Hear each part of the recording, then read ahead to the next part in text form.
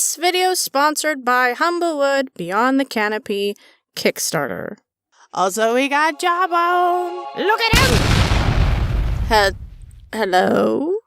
I know it's been a while, but no more delays, no more weddings. This is no place for love. So what happened last time? Or, wait, what actually did happen last time? Oh, right, the giant fucking gun! Which may or may not be a problem, as Godric wants to steal the sun with it. As they hear Godric say, "You're about to witness the birth of a new age." Godric, your time is up. Did that sound better in your head? Why was it bad? No, it's fine. Well. It seems our catalyst has returned. No doubt with the help of his friend. I should thank you then, dear soul. Not only will I be correcting your generation's mistakes, but it looks like I will be acquiring 2 sons today. A little presumptuous, don't you think? With a mighty swing of his axe, Godric strikes the ground, exposing the magic beneath it. Feeling the energy flow through his weapon, Godric absorbs the luminescent magic until it becomes a part of him. I do not see how this is... An initiative is rolled. There's no time to think, only move. As every action counts. You see, there's a big problem. Though Zanu may be fast and even powerful, he lacks accuracy. Meanwhile, Gothi has accuracy, as her spells should be more than enough to make a dent in the sky. However, this is like trying to take out a mountain. As it seems, whatever we throw at him, he just throws right back at us. With not even a scratch, he launches himself into the sky, wielding power of pure destruction. As we see the true problem, we're in his domain. Meanwhile, above, it seems Arena has to deal with her very own problem. Dodging left and right, side to side, a chase is all she can do, as this new dragon is not only sleeker, faster, but packs a deadly punch, as all Arena can do is avoid, and even that is easier said than done.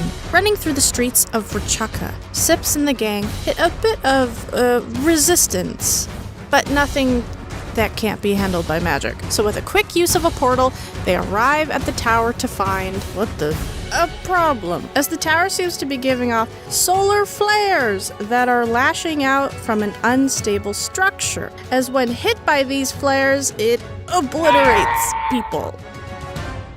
Yeah, looks like their new fancy sun extraction tower isn't handling the power of a sun too well, and it's quickly becoming an unstable, city-destroying nuclear bomb.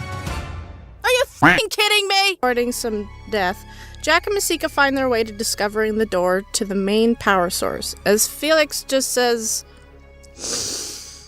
They find it. But how? Just feel lucky I'm showing you this at all. So, after some guard killing, you're really good at that.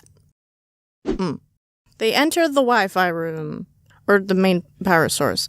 A large catwalk extends to a platform to the center point console, controlling 2 large, strange-looking crystals. One pink and blue. Enough to crush 2 grandmas. What? Nothing. Well, this place ain't gonna destroy itself.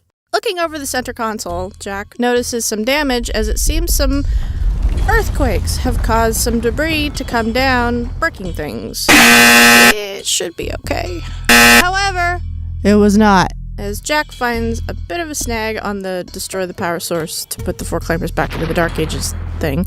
You see, the Foreclaimers have created that good old self-destruct button that every good design needs. However, this requires 2 buttons to be pushed at the same time, which would trigger a countdown, then boom, crystal gone, technology destroyed, mission accomplished.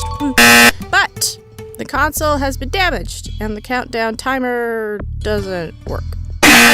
The big boom would be instantaneous, destroying everything around it and the 2 people who pushed those buttons. So, the options are known to explode. So, also not preferable. C. One person pushes both buttons after the other person leaves to safety. Meaning, someone has to stay behind. This is bullshit! Everybody's fighting cool dragons, evil emperors, solving science shit, and I'm fighting poor engineering!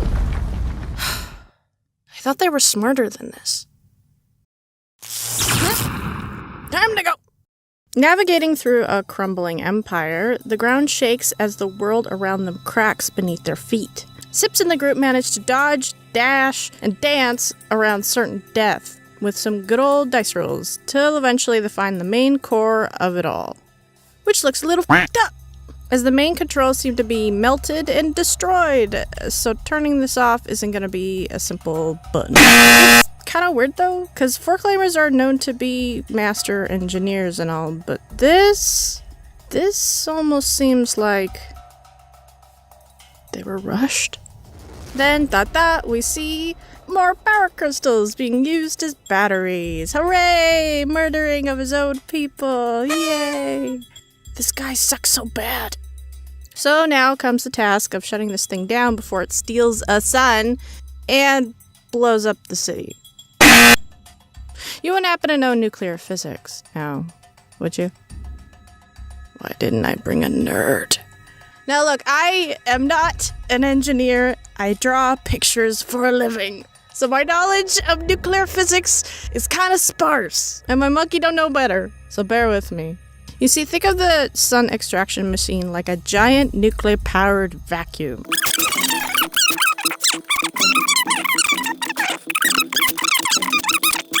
By pumping in just the right amount of electricity to trip the whole thing, shutting it down.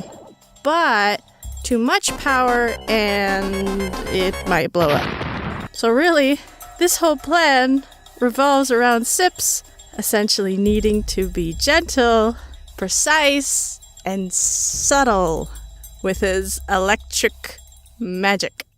Man, why are we always the ones that have to die?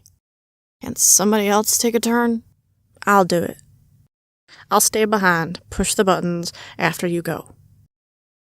That's dumb. Idiotic. Simple-minded. And stupid. Well, it's the only option. As we're running out of time, and this place is not exactly stable. Look, for once, I'm gonna choose to not run away. I'm gonna do the right thing. Just let me do this. No. Why not? Because you are my friend. Maybe. And there is another option.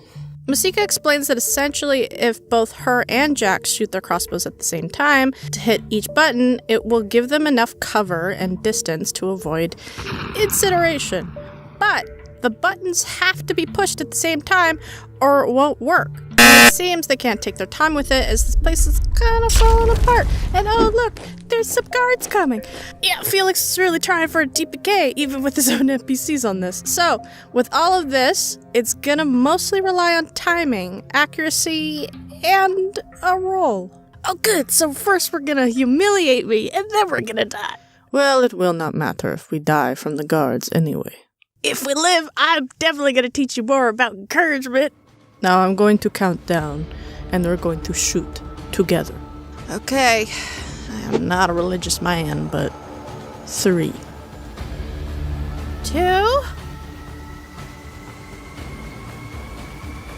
1.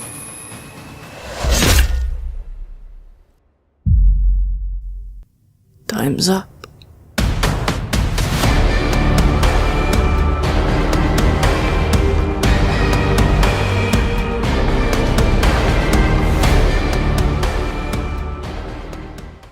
We got Jawbone. Look at him! Look how adorable he is! And so soft and throwable.